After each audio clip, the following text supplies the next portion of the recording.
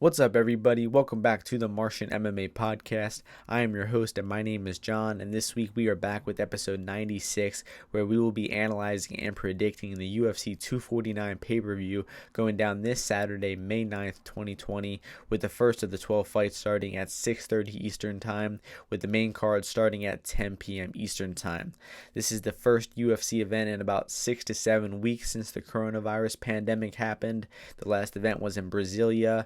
We had to cancel a lot of UFC events. They tried rescheduling it on April 18th, and that got canceled as well. But here we are, May 9th, and it looks like the UFC is getting back to a full schedule and planning 2 more events later this week. So we will be grinding out the Martian MMA episodes, and it's just great to be back. It feels surreal that we're getting a fight card of this quality during these crazy times.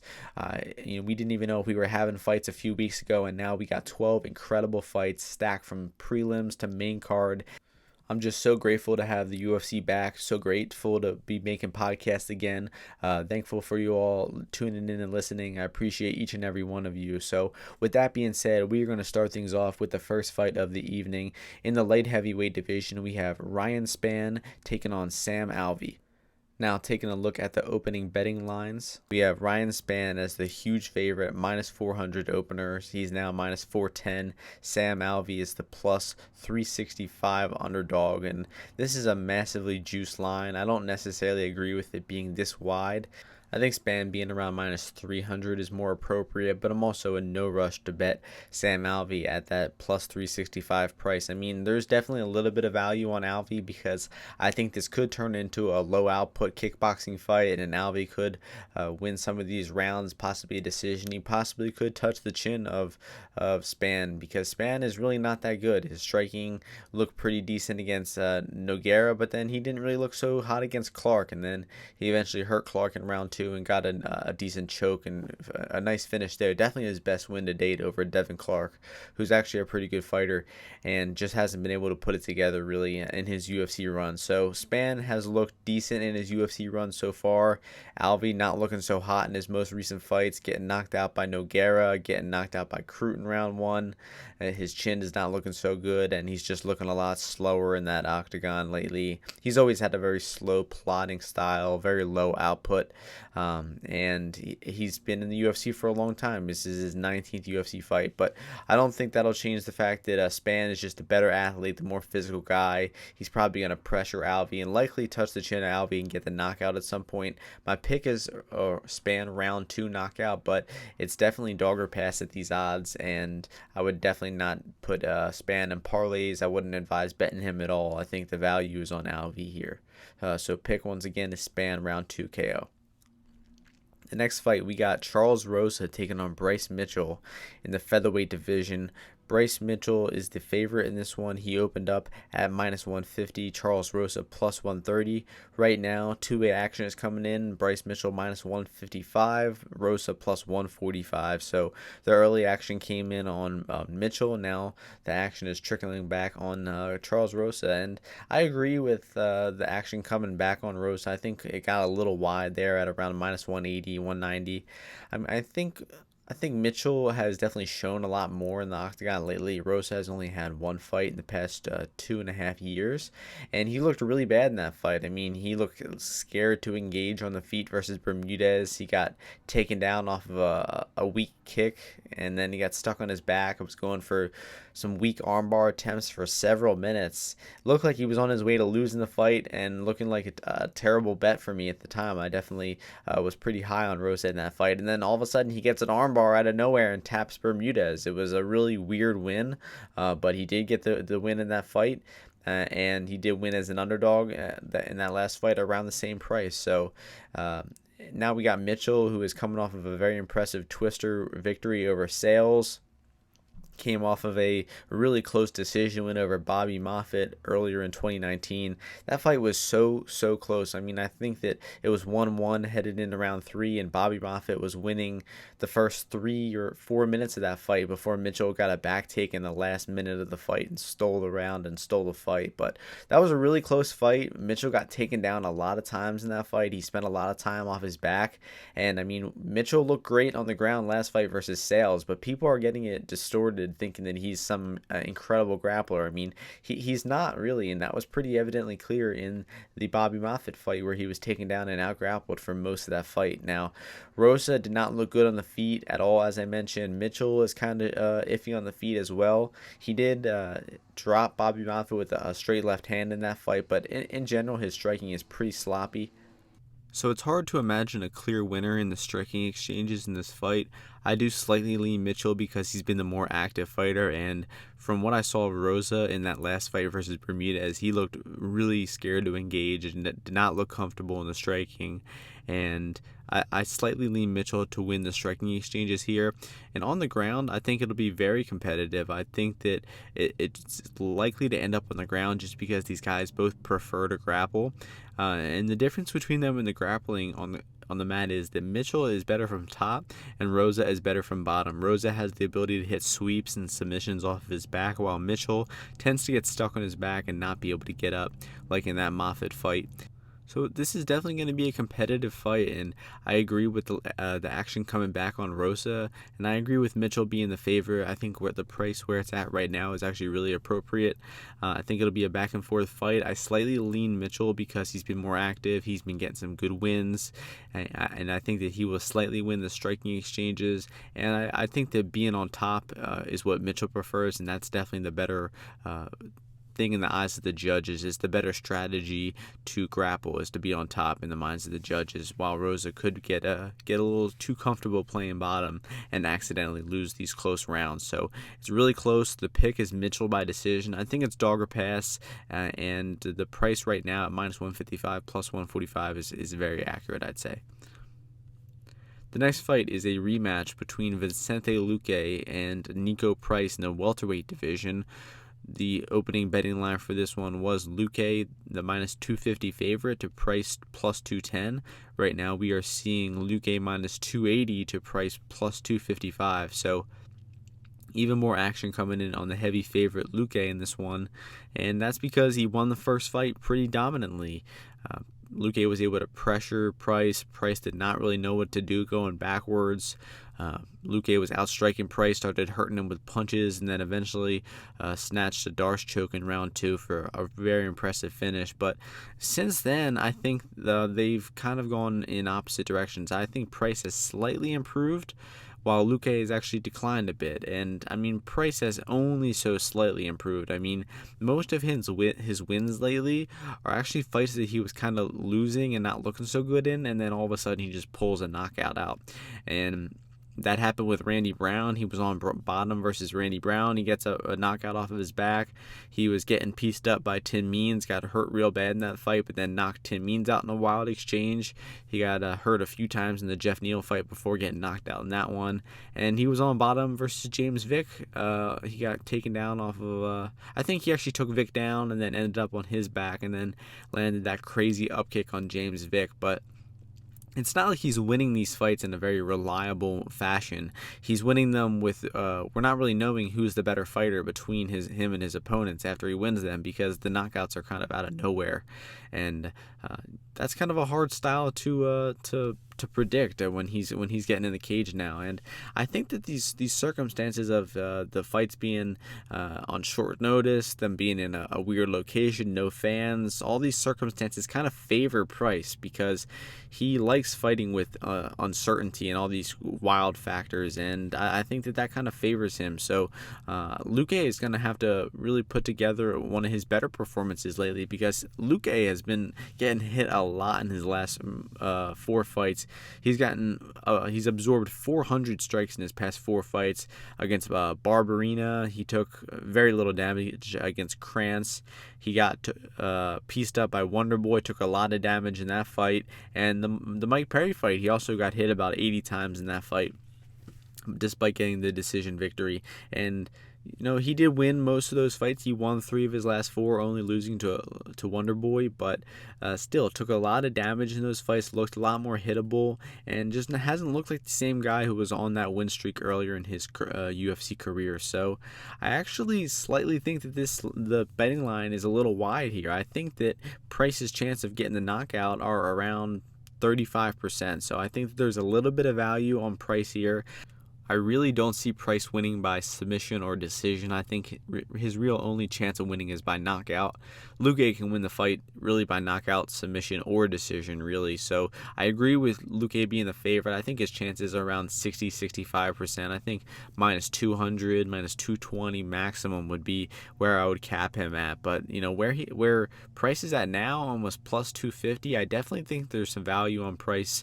I think that the knockout threat is very real with how much Luque has been getting hit lately. He's just been suffering defensively in his past few fights. So I think it'll be a crazy back and forth brawl. I think that Luque actually has a strong chance of knocking Price out too. I think this fight does end by knockout because Price is just going to bite down on the mouthpiece and start swinging if it doesn't go his way.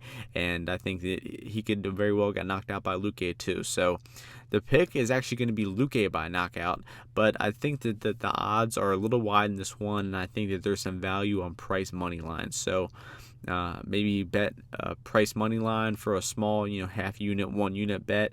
Maybe look for a fight ends by a knockout prop as well, because I do think that that's how this one ends. So it's going to be fun to see this fight in an empty arena, and the pick is going to be Luque by knockout. The next fight is in the middleweight division. We have Jacare-Souza taking on Uriah Hall. The opening betting line for this one was Jacare, the favorite, minus 135 to Hall plus 115. Right now we are seeing Jacare minus 127 to Hall plus 117. So two-way action coming in on this fight. I think the more action is actually coming in on Uriah Hall in this one, and man, really fun fight. It's going to be a hard fight to predict. Don't really have a confident read on this one. I do think it goes to decision. I think it tends to be a low output type of fight. A lot of Uriah Hall's fights are like that. An interesting statistic is Uriah Hall has never won a fight when he landed more than 42 strikes. So he wins a lot of his fights by knockout, but he also wins a lot by low volume decision. He wins them by losing in the first 2 rounds and then coming back for a 3rd round knockout. That happened against Bevon Lewis. It happened against Jotko as well. And he had a very good performance last fight against Antonio Carlos Jr. He won a 29-28 decision in that fight. His takedown defense looked a bit improved. He was able to escape a back take in round 1, do some damage with some punches in round 1, drop Carlos Jr. in round 2. Eventually did get taken down in his back take and then lost round 3, but it was a strong performance. He clearly won the decision in my mind, winning rounds 1 and 2. And his boxing looks sharp, and it's going to be an interesting matchup between Jacare. Jacare doesn't really go for takedowns as much. He only has landed 1 takedown in his past 5 fights. Unlike Antonio Carlos Jr., who attempts a very high number of takedowns. So I don't think that this fight will end up on the floor. I think it's actually more likely to just be a kickboxing match between the two, and it's going to be real close. I mean, I cannot confidently pick a guy who's going to be winning these rounds because they're going to be very competitive. I mean, Jacare's boxing is very good. He looked real sharp against Chris Weidman. Even though he was kind of losing that fight, it was really competitive, and he eventually landed the knockout blow with the overhand right. He was punching to the body very well in that fight. And we've seen a lot of good things from his striking lately. He went up to 205 to take on Jan Blachowicz in a very, very boring fight, very low output, low initiative fight from Jacare. He was kind of content to just like stand against the cage. I mean, both guys were. It wasn't Jacare's fault, but he moved up a weight class and he proved that he could hang with the best at 205. So definitely not a bad performance from Jacare at all. So both these guys are still very capable fighters, even though they're kind of getting into the end of their careers here. I think it's going to be a fun kickboxing match, and I think that Jacare edges 2 of these rounds here. Although the boxing exchanges are going to be close. Both of these guys are going to be hitting each other, and I think the rounds could go either way. We could very well see a Uriah Hall decision in this one. So I think the betting value on this one is Uriah Hall. I mean, right now Hall is plus 117 on 5 dimes, and he's around plus 100. I even see him at minus 101 on other books. So it looks like the action is coming in on Hall. I think that I put one unit on Hall at plus 125 a few weeks ago, and it looks like that's a good price right now. Not really in love with the bet, but I just think it's a value, seeing as this is kind of a 50-50 fight, although I do slightly lean with Jacare to win the decision. So I think the most comfortable pick in this one, or comfortable bet, would be the fight goes to the decision at let's see, what is that, plus 130, plus money. So that might be a bet I might end up on. But once again, the pick is Jacare by decision, and we're going to move on to the next fight, which is Mitchell-Rosa taking on Carla Esparza in the women's strawweight division. The opening betting line in this one was Carla Esparza, the minus 125 favorite, to Mitchell-Rosa plus 105. Right now we are seeing Esparza minus 135, Waterson plus 125. So more action coming in on Esparza, although some action has been coming back Mitchell-Waterson's way the past few days. And this is actually probably one of my most confident picks of the card, and I actually think that Esparza wins this one convincingly. And it really just comes down to the wrestling. I think the striking between the two of them will be fairly even in these exchanges. I slightly lean Waterson because she's got a little more tools. She throws better kicks than Esparza, but Esparza has decent boxing. She's got very comfortable striking on the feet, although she was outstruck in her last fight by Grasso. Grasso is one of the better strikers at women's 115. Looking at some statistics for this fight, Mitchell-Rosa does land one more strike per minute than Esparza does, but she also absorbs one more strike per minute than Esparza. And the main thing about this fight is the takedowns, and that Carla Esparza averages 3.5 takedowns per 15 minutes, while Mitchell-Rosa only averages 2 takedowns per 15 minutes. So Esparza is the much more reliable wrestler, and she's also the better technical wrestler in this one. And Mitchell-Rosa has actually avoided fighting a lot of wrestlers throughout her career. She hasn't had to fight Esparza or Suarez or Gadelha, or a lot of these women who are known for their grappling abilities. She's really gotten away with fighting Carolina and Herrig and Tisha, and a lot of these women who are more striking reliant than them. So it's going to be interesting to see Michelle matched up against a wrestler for once, and I don't think the fight goes her way. I think that Esparza hits the takedowns, spends at least 2 to 3 minutes on top for each round, and wins these rounds pretty convincingly. I actually think that Esparza will likely dominate the fight. Maybe we'll see some close striking exchanges between the two. If there are prolonged striking exchanges in the fight, for several minutes when they're standing, we might see it turn very competitive, and Michelle might even start to win the fight. But I just think that takedowns will be a major factor in this fight. I'm very reliant on Esparza hitting those takedowns, and I think that she is reliable. I mean, she has won some very good fights lately against Jane Drdoba and Grasso. I actually don't think I agree with the Grasso decision. I believe I scored that fight for Grasso, but the Jane Drdoba win, it was a very, very impressive win. Jane Drdoba is an incredible grappler. She was undefeated at the time. She's great off of her back. She's got good sweeps. She's a legit black belt, and it was a very fun, competitive grappling fight between those two women, but Esparza did win that fight, rightfully so. And I just think that if she was able to out-grapple a talented grappler who can get off her back, who can hit her own takedowns like Jane Drdoba, I think that beating Waterson will be no problem for Esparza. So the pick is Esparza. I'm betting her. I believe I hit her at minus 125 when the line first came out. If you can get her at minus 135 now, I think that there's value all over that. She's up to minus 160 on most other books. So Five Dimes has some massive value on Esparza right now. I think her chances of winning this fight are more like 70%. So this is a very confident pick in Carla Esparza here. I think she wins the decision, and I will be betting Carla Esparza pretty heavily in this one. So pick is Esparza by decision. The next fight takes place in the heavyweight division. We have Fabricio Werdum taking on Alexei Oleinik.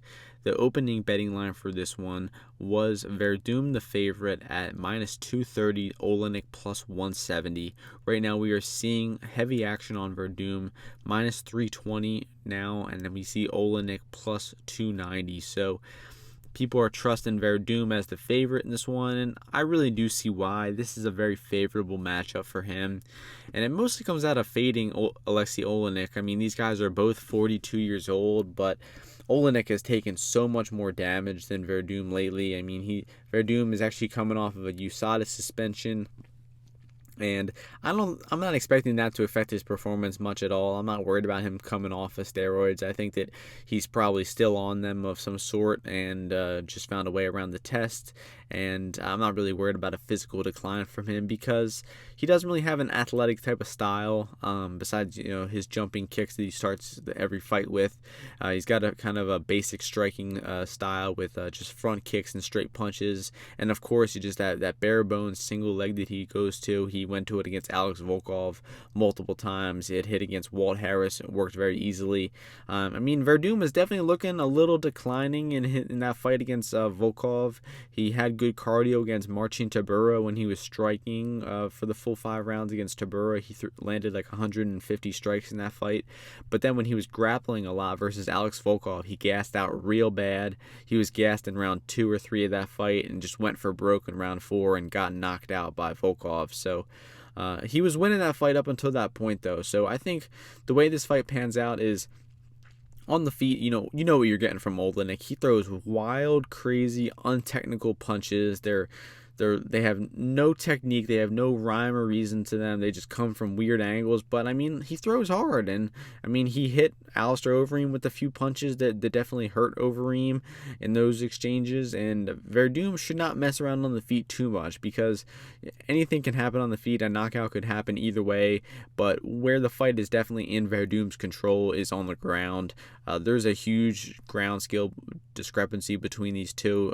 Oleinik is a lifetime grappler. He's got 50 submissions on his record or something like that. But, I mean, Werdum's an ADCC champion. He's gone against some of the best grapplers to ever compete in the sport of Brazilian Jiu-Jitsu, and I just see that no way that Oleinik out-grapples Werdum here. Maybe he hurts him with a punch on the feet and gets some crazy submission, but even that I don't see happening.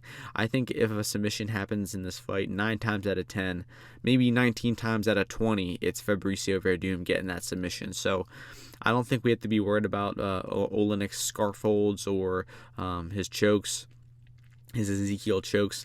I mean, Oleinik's last fight against Maurice Green, it was a sloppy win, but he did get it done. He did get it done by armbar in the second round, but I mean, he was breathing so heavy in that fight. I honestly think Oleinik's heart would have imploded if that fight went one more round. So it's going to be interesting to see if this fight goes into the later rounds. Both of these guys, I'm sure their cardio cannot be too good. They're taking this fight on short notice.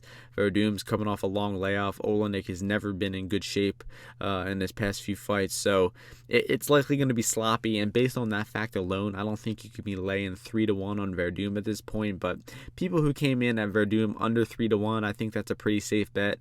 I do think Verdum's chances of winning the fight are around 75%. So wouldn't go past 3-1 betting him or throwing him in parlays, but I do think Werdum gets it done, probably by submission, and the pick is going to be Werdum by submission in round 2. The next fight is the last fight on the prelims. In the welterweight division, we have Donald Cerrone taking on Anthony Pettis in another rematch, and the opening betting line for this one was Pettis the favorite at -150 to Cerrone +120. Right now we are seeing Pettis -130 to Cerrone +120. Both of these guys have a lot of similarities. They're both making a pretty quick turnaround from competing at UFC 246, and they've also both been the victims of kind of cruel matchmaking for their past 3 fights. They've both been matched with fighters way out of their skill level, and they're kind of being used as stepping stones for the UFC. But when they fight fighters in their own skill class, like when Cerrone fought Hernandez or Perry or Iaquinta, or when Pettis fought Chiesa recently, they still fought pretty well. And Cerrone has fought better recently, as May of 2019. He actually had a 3-fight win streak last year, while Pettis hasn't really looked good since that Chiesa win back in July of 2018. He did get that knockout over Stephen Thompson, but did not look good in that fight. Looked really bad against Nate Diaz. Got dominated against Carlos Diego Ferreira. So and then Cerrone, on the other hand, too, got knocked out 3 times in a row versus Ferguson. Took a lot of damage. Got knocked out with a right hand versus Gaethje, and of course got knocked out by Conor McGregor in 40 seconds. So both of these guys have been struggling a lot lately, but I think this fight will be a lot easier for the both of them. I think that Pettis still tends to rely on his athleticism and search for finishes like knockouts and submissions. He's not really a good decision-winning type of fighter. He has only won 2 decisions over the past 10 years. So Cerrone is definitely better suited to win the minutes of this fight, to win the rounds, and eventually the decision if it goes to that, while Pettis is more likely to get that finish, especially considering Cerrone's durability. He has just not looked very good taking shots lately. But, I mean, neither really has Pettis. I mean, Pettis' cardio has looked really bad lately. I think Pettis' chin is much better, but Cerrone's cardio is actually much better. So if this fight goes past the 3-minute mark, I think I'm actually going to start to favor Donald Cerrone. And I think that early Pettis is going to look to come out and maybe touch the chin of Cerrone and get him out of there. But I don't think it's going to happen, actually. I think that Cerrone will be able to kickbox with Pettis. I think it'll go much differently than the first time they fought 7 years ago, when Pettis was that dynamic, confident striker. He's just not the same fighter anymore. And I think Cerrone has actually, learned his capabilities as an aging fighter. He's still fighting within his abilities, and I mean, he put in a good 5-round performance against Iaquinta. He got that nice finish over Hernandez, while Pettis did have that great come-from-behind knockout over Wonderboy Thompson, but lately has not looked very good at all in the cage. So I'm actually going to pick Donald Cowboy Cerrone to withstand that early storm, not get finished, take this into the later rounds, out-volume Pettis, and eventually win that decision. I think he'll steal at least 2 of the 3 rounds. So the official pick is going to be Cerrone by 29-28 decision. Moving on to the first fight on the main card, and I mean, looking at these 6 fights, let's just admire how incredible these 6 fights are going to be. For them to put these type of quality main card on in the middle of this pandemic, it's going to be incredible to see these fights go down on Saturday. To start things off, though, in the heavyweight division, we got Greg Hardy taking on Yorgan De Castro, and the opening betting line for this one was Hardy the favorite at -190 to Castro +165. That's right where the line sits at right now, -190 +175 for Castro now.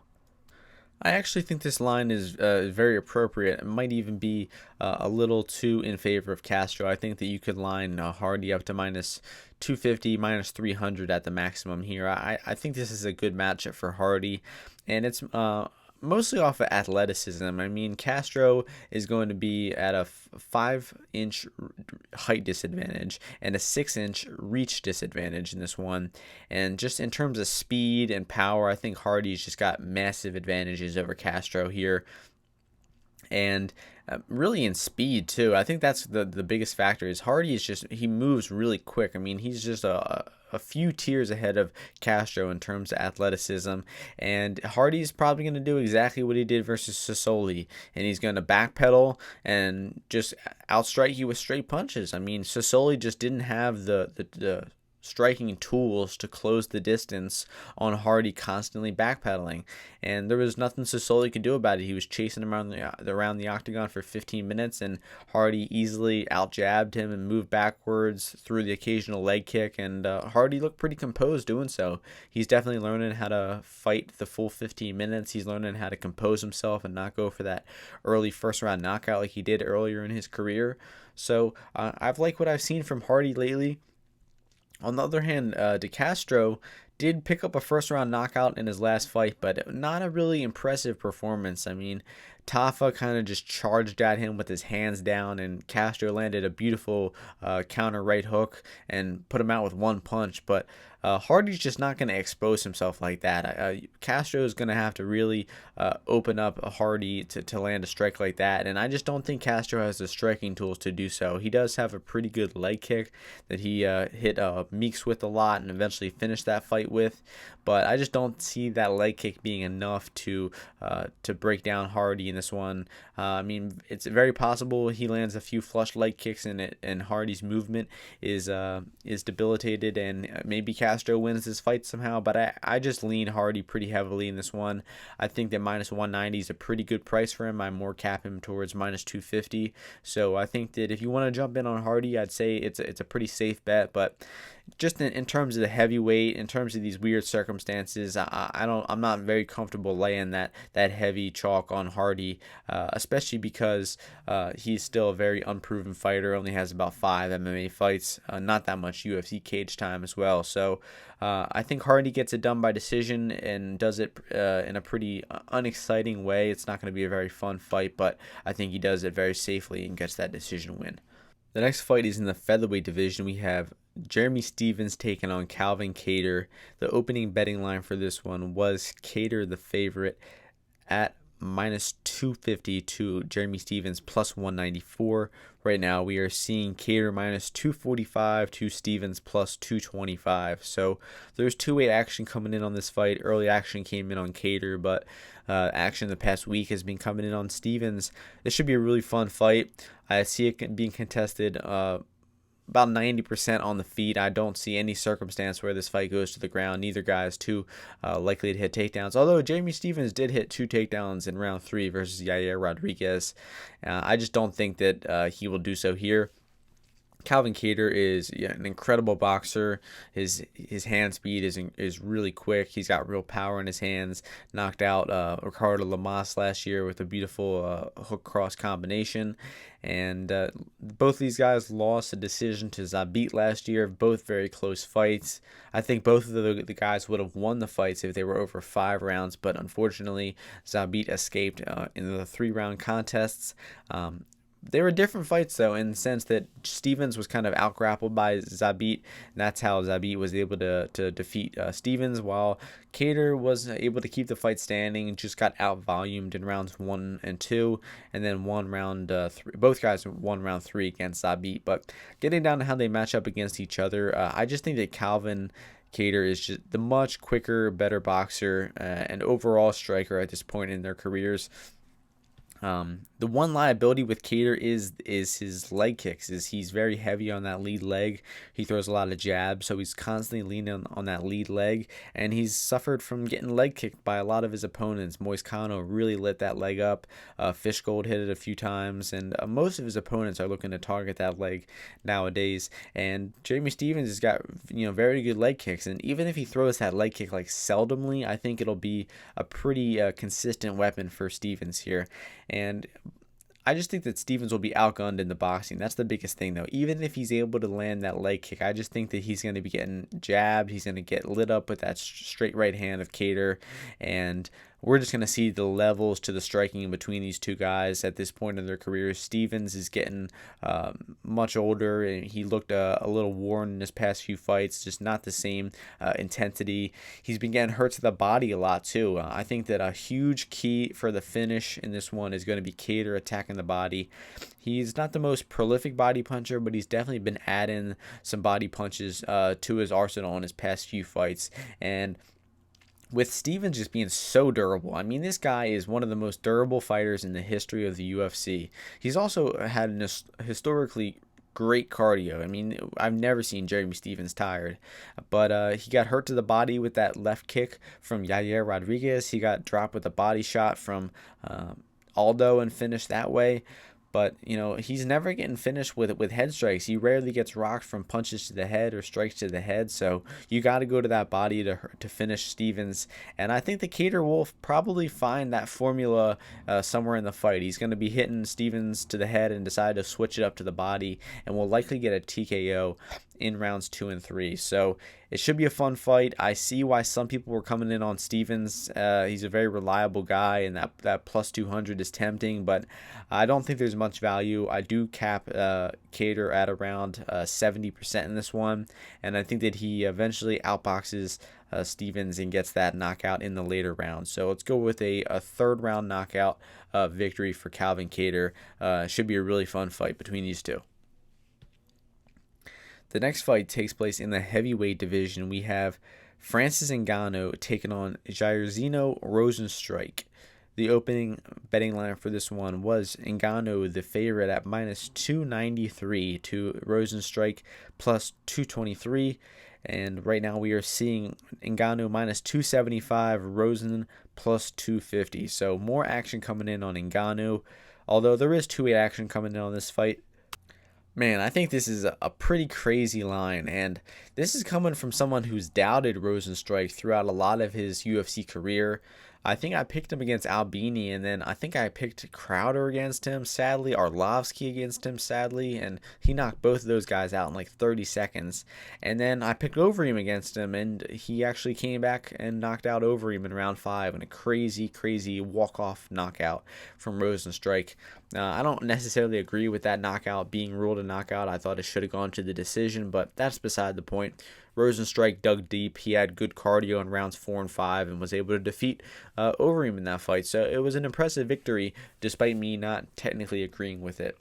Now, getting over to Ngannou, we know everything we need to know about Ngannou, but we still don't know much. We know that he's got insane power. He's an insane athlete, but for the most part, he just swings wild punches and charges at you. He doesn't really have much technique. He doesn't really have great cardio. The only time we've really seen him out of round 2, I think he might have gotten an early round 2 finish in his early career, but he lost to Stipe and he lost to Lewis when he got out of round 1. And I mean, besides that 90-second burst of offense in the beginning when he has knocked out most of his opponents, I don't think Ngannou has much. And I think that the pre-fight betting line of this one is way off. I think that Ngannou's chances of winning are like 60 to 65%, because if he doesn't get that knockout early, I think that Rozenstruik's going to take over, and pretty quickly. I think if Ngannou has about 2 to 3 minutes to get that knockout, or else Rozenstruik's going to start outstriking him and looking like the favorite in here, which is crazy because Rozenstruik's plus 250 right now, and all he has to do is not get knocked out for maybe 2 minutes, and I think that he should be smooth sailing for a decision victory over Ngannou, because once Ngannou doesn't get that early knockout, he's not going to know what to do. He's been confused when he's striking at range with Stipe and with Lewis, and sure, he's been able to charge and knock out Junior Dos Santos and Velasquez and Curtis Blades, and those are all good victories, and that's why he's the favorite here. But I mean, those were quick victories. We didn't really see much from Ngannou. We didn't see if he's improved at all. We don't know how his cardio is going to be. He hasn't fought past the first round in 2 years, so there's no way you could be trusting Ngannou at this minus 275 price. I actually don't think Ngannou wins at all. I think the pick here is Rozenstruik by decision. I think that Rozenstruik's the much better striker than Ngannou. He's got a plethora more experience in terms of his kickboxing background, and he also has a pretty comparable MMA experience between Ngannou. Ngannou is very inexperienced in MMA. He's only got like 30 minutes, 45 minutes worth of cage time or something like that. So this is a very even matchup. I think that if Ngannou does not charge him and get that early 90-second knockout like he's used to, he's honestly doomed. And Rozenstruik's going to start jabbing him, start leg kicking him, and just lull him into a low output kickboxing fight, sort of like Derek Lewis did. And Ngannou is not going to know what to do.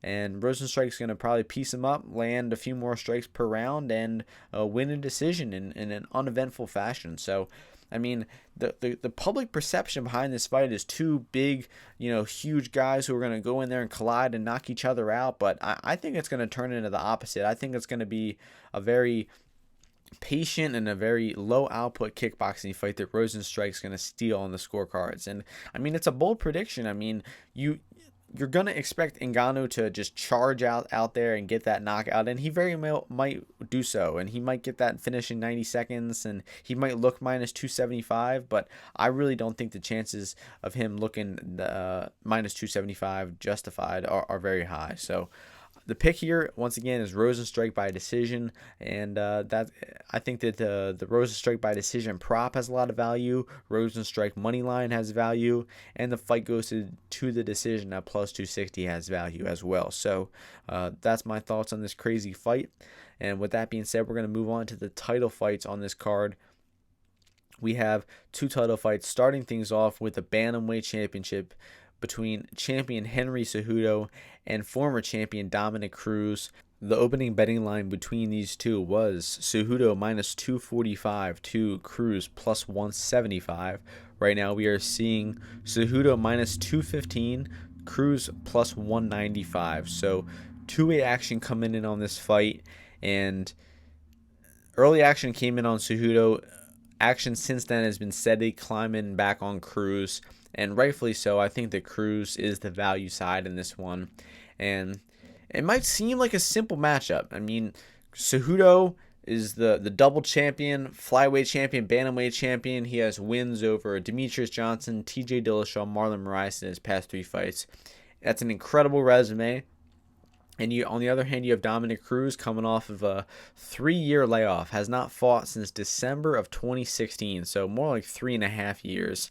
And he lost that fight. He did not look good in that fight. He got outclassed for 5 rounds versus Garbrandt.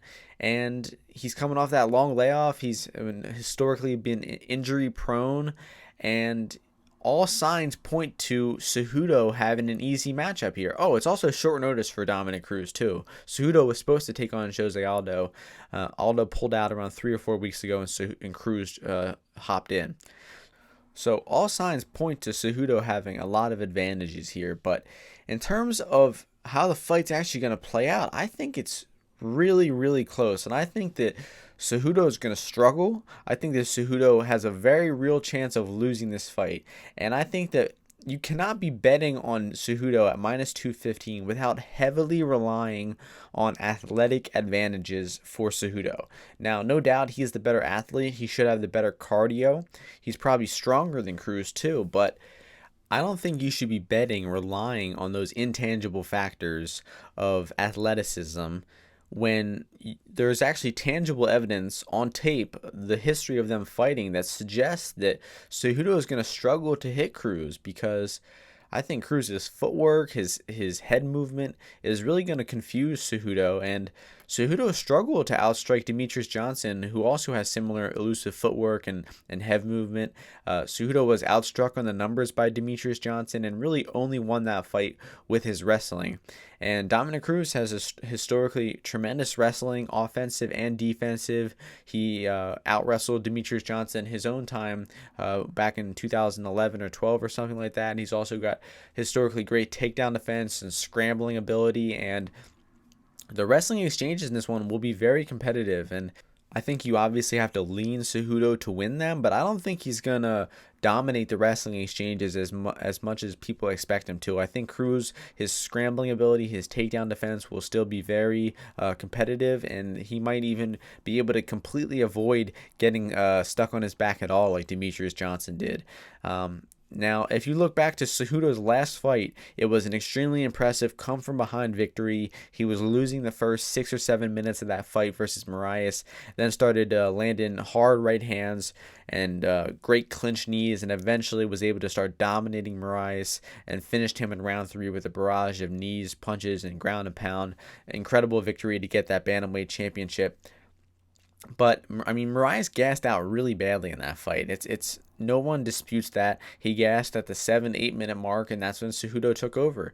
But until that point, he was getting shilled in that fight. And, I mean, Dominick Cruz does not gas out. He has historically had an incredible gas tank. He paces himself very well. He does not go for that early first-round knockout and expend a ton of energy like Moraes does. He paces himself, and he fights very slow and steadily throughout the 5 rounds. So in the first 2 rounds, I actually favor Dominick Cruz. I think that Cruz will go ahead up into a 2-round lead after the first 2 rounds of this fight. And that's when we're going to start to see Cejudo really turn up the pressure, start trying to put Cruz in his back foot, and win this fight based on athleticism, based on being the bully, being the more athletic and durable fighter, because I think that it's pretty irrefutable that Cejudo is going to be the more durable guy in there. He's the younger, more athletic fighter. I mean, the damage that he took versus Moraes and marched right through it was incredible. I just think it's going to be really hard for Dominick Cruz to hurt and to stop the forward movement of Cejudo. While on the other hand, I think that Cejudo does have the power, does have the strength to bully Cruz and to possibly hurt Cruz, because Cruz versus Garbrandt looked a lot slower. His chin looked a little suspect. He was getting dropped with a lot more a lot weaker punches than we usually see. I mean, Garbrandt was catching him clean. He was landing hard punches on the chin, but I mean, ordinarily we've seen Dominick Cruz roll with those punches and stay standing, but he was getting dropped a few times in that fight, and he just looked a step behind. I mean, he looked pretty sharp versus Dillashaw, versus Uriah Faber in 2015 and 2016, but at the end of 2016 versus Garbrandt, he looked to be starting to fall off of a cliff, and that was 3.5 years ago. So Cruz's athleticism, his conditioning is way up in the air. I mean, that's the biggest unknown about this fight, is how good is Cruz going to be? Because if it's the Dominick Cruz from 4 or 5 years ago, I think that he wins this fight. I think that he avoids the wrestling exchanges. He avoids getting stuck on his back like Demetrius Johnson did, and he uses his elusive footwork, head movement, and striking abilities to outstrike Cejudo on the feet. But I highly, highly doubt that Cruz is in the same shape as he was 4 or 5 years ago. So that's really why this fight is so interesting, because Cruz's athleticism is up in the air. I mean, Henry Cejudo is coming off a surgery of his own. We don't know how good shape these guys are going to be in these quarantine circumstances, going the full 5 rounds at this high pace. So there's a lot of unknown about this fight. It's very, very interesting. But the pre-fight betting, I think that it's clear dog or pass situation. I think that it's actually worth it to bet Cruz at above plus 150, plus, where he's at right now, plus 200. It's a great bet, because I think he's going to jump up to an early lead. And then maybe after round 2, after Cruz jumps up 2 rounds, then it would be a good time to live bet Henry Cejudo. Maybe look to get plus money on both sides. And coming down to the official prediction is what happens. I think Cejudo does what he did against Demetrius Johnson, and then he wins a close decision on optics. And what I mean by that is he wins the fight at the right time, because Demetrius Johnson won 80% of that fight versus Cejudo, but Cejudo took him down at the end of round 2. He stole round 2. He took him down at the end of round 4. He stole round 4, and he was super aggressive in round 5, and he won round 5. He didn't outstrike Demetrius Johnson. He did not beat Demetrius Johnson in terms of the official scoring criteria, but he looked like the winner. He looked like the aggressor. He looked like the guy who was forcing the initiative when it mattered, and that's how he won that fight versus Demetrius Johnson. So I think he does a similar thing here versus Dominick Cruz. He wins maybe the last 3 rounds. He waits till Cruz gets up to an early lead and looks to slow down a little bit, and that's when Cejudo will turn up the pace and really start doing work in those 3rd, 4th, and 5th championship rounds. We might even see a Cejudo finish, depending on how good a shape Cruz is in and what his durability is looking like this late in his career. So it's a very fun, interesting matchup. I would be ecstatic to see Dominick Cruz come back and pull off this crazy upset comeback victory off of that 3.5-year layoff, but I just do not see it happening. I think it's a little too much of a stretch at this point to fully predict that outcome, although I do think that Dominick Cruz's betting line is the side to be on in terms of the betting window here. So once again, the official prediction is Cejudo by decision, close decision, 48-47 type of decision. And once again, the betting value on Cruz will not be touching Cejudo pre-fight. We'll be looking to bet Cejudo live once he starts losing those early rounds. So going to be a great fight. Really looking forward to this one. And that's going to take us to the main event. For the UFC Interim Lightweight Championship, we have Tony Ferguson taking on Justin Gaethje. The opening betting line for this one was Ferguson minus 207, Gaethje plus 164. Right now we are seeing Ferguson minus 174 to Gaethje plus 164. So two-way action coming in on this fight. I would say a little more action towards Ferguson. The past few days, we've seen Ferguson jump from around minus 165 to 85 back to 75. So it looks like more action is coming in on the favorite, Ferguson's way. And I think that the public money is going to be on Ferguson here. I mean, he's got the 12 win streak. I think he's a little more recognizable of a name. He's picked up those signature wins lately over Pettis and Cerrone that got a lot of eyes on him. While Gaethje is just a very historically underrated fighter in terms of the betting perspective. He was an underdog to James Vick. He was an underdog to Barbosa. He looked minus 400 in both of those fights. He was only minus 190 to Cowboy Cerrone not that long ago as well. Also looked minus 600 in that fight. I mean, so he's historically underrated in the betting window, and I think that is happening again here. I think that this line is way, way off. I'm actually going to make a bold statement, and I think that Justin Gaethje should be the favorite in this one, and I will explain here why. And it's not because I'm hating on Tony Ferguson. I love Tony Ferguson. I wish we would have got to see him fight Khabib, but I think that his 12-fight win streak actually ends on Saturday here, and it's going to be sad because he did not get an undisputed title shot. He was mistreated by the UFC for years, and it's all going to end without him getting a title shot, and I think that Gaethje actually knocks him out on Saturday night here. And this theory mainly stems from Ferguson's boxing defense. I mean, it's a huge liability. He has been pulling his head straight back in a line in his recent fights. He's gotten tagged by Pettis. He got rocked by Venata. He got tagged by Kevin Lee at some points. I mean, he's just a very defensively lazy fighter. He does not, take priority on blocking punches. His style is around eating one punch to land two of his own. And that might work against forgiving punchers like Kevin Lee, Lando Venata, Pettis, Cerrone, but I mean, Gaethje is one of the most unforgiving punchers in the entire UFC. This guy has extremely potent boxing. He's great in the pocket. He's great at throwing punches off of the clinch. That is how he knocked out Barbosa. I mean, he missed one of his, or he landed a right hand, and off of this weird backpedaling situation, he just fired another right hand and was able to knock out Barbosa with one punch. Same thing with Gaethje. Knocked him out cold, or with Vick, knocked him out cold with one right hand, sat Cerrone down with a right hand. So there's no doubt that Gaethje has massive power in his hands, and I think if he connects on Ferguson, I mean, I think he could put Tony out early. And another big factor in this fight is Ferguson tends to take 5-7 minutes to get warmed up. I mean, people even were talking about how he lost round 1 versus Cerrone. I honestly scored the round for Ferguson, but that shows you people's perception is he takes a while to get started in fights, that he doesn't lose early. He just tends to take a little bit to feel his opponents out and to really start unleashing his offense in the second round.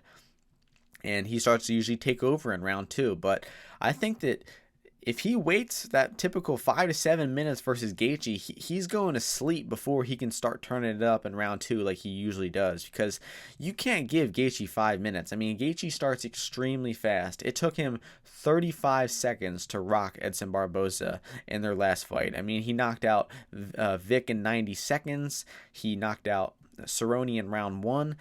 Now, I'm not taking too much stock into these matchups because they are easy matchups for Gaethje, despite him being the underdog in most of them. They are pretty easy matchups when you look back at it. But just Gaethje's historic career, I mean, he's extremely durable. He can take a massive amount of punishment before he gets knocked out. Like Poirier and Alvarez both landed well north of 100 strikes before they knocked him out. He's got extremely damaging leg kicks. He's got great takedown defense and scrambling ability. If Tony tries to take him down, I think Gaethje will be able to scramble back up to his feet, avoid any submission threats from Tony. And the leg kicks will be a major factor for Gaethje landing on Tony. Tony's very heavy on his lead leg sometimes. Anthony Pettis was hitting him with some pretty hard leg kicks. And it really does come down to the boxing exchanges and the pocket exchanges between these two. Because when they're at range, kicking range, when Ferguson can throw his long front kicks, his own leg kicks, his own straight punches, he will probably get the better of Gaethje and land the better strikes. But when it gets in close, when it gets into the pocket and the clinch, Gaethje is going to win those exchanges, and he's going to do massive, massive damage in those exchanges. When Ferguson is pulling his head straight back and he's yanking his head back in that straight line, that's when Gaethje's going to time it and land those devastating hook punches, those overhands that he put out Vic with, that he put out Barbosa with, and many of his opponents before that. I mean, he's a historically knockout winner. He does not win by decision much. And I do think that Tony Ferguson has a way to win this fight. And I'm not totally counting Ferguson out. He is still a tremendous fighter, despite him, I believe, declining athletically a bit in his past few fights. I think he's going to have to start fast this time. He's going to have to realize that Gaethje likes to start fast, and Tony is going to have to meet him in the center. He's going to have to meet fire with fire, and he's going to have to be prepared to exchange in the pocket early. He might have to mix up with the takedown. He might have to try to get Gaethje tired with the grappling exchanges. And he's also going to have to attack the body of Gaethje. Gaethje is very susceptible to the body. Alvarez butchered him to the body with punches and eventually opened up that knee that knocked him out. And I believe Poirier had some decent success with body punching as well. So it seems like Gaethje can take a massive amount of damage to the head, but to the body, he's very susceptible, especially with considering that Gaethje is taking this fight on shorter notice than Tony. Tony is definitely going to be in better shape. He should definitely take over the fight in the 3rd, 4th, and 5th round if it gets there. But for the first 12 or 15 minutes of this fight, I honestly favor Gaethje straight up. And if Gaethje is able to if Ferguson is able to withstand that early storm, take it into the later rounds, yes, I do believe that Ferguson will take over, will start looking like the favorite, and will win by 3rd, 4th round, 5th round knockout. But I honestly do not see it going to that 3rd round. My official pick is Justin Gaethje to get the knockout within 8 minutes, and I truly believe that it happens in round 1. I just think that Gaethje's style he comes out so fast, and he's going to be pressuring with those leg kicks and those hard punches. And with Tony's style, when he fights a little slow, he has that susceptible bad boxing defense. I think that Tony sadly goes to sleep at the hands of Gaethje here in round 1. And I believe that plus 164 is one of the most one of the most valuable betting lines I've ever seen. Honestly, I'm truly stunned by it. I think that Gaethje's chances of winning are around 65%. I honestly cap Gaethje as like a minus 200 favorite here. Like the line is totally flipped, and I could be way off. I could be underestimating Tony. He might still be in his athletic prime. He might keep Gaethje at distance. He might do great body work, take Gaethje into the later rounds, and drown him with his pressure like he does most of his opponents. But I think that I favor the pressure striking of Justin Gaethje a little more. The fact that he got about 3 extra weeks to prepare for the fight is great. Back in April 18th, I was still picking Gaethje because I believe the boxing is just that much of a clear advantage. But now that he's had 3 extra weeks to get his cardio, tuned up, I'm even more confident in Justin Gaethje to get the job done. So, once again, the official pick, Justin Gaethje by 1st round knockout. I will be betting heavily on the Justin Gaethje money line, and even be sprinkling some on Justin Gaethje by knockout round 1, round 2 props if you can get those on your sports books. So that is going to do it for the podcast this week. It's apparently that we're getting 2 more fight cards later this week, so hopefully we'll be grinding out episodes for each of those fight cards in the coming weeks. It seems like the UFC is trying to get back to full schedule, which means Martian MMA will be back to its full schedule, and it's great to be back. Hope you all enjoyed this episode. Thank you all for listening. Hope you all enjoy the pay-per-view this weekend, and I will see you later this week for the next UFC card. Peace.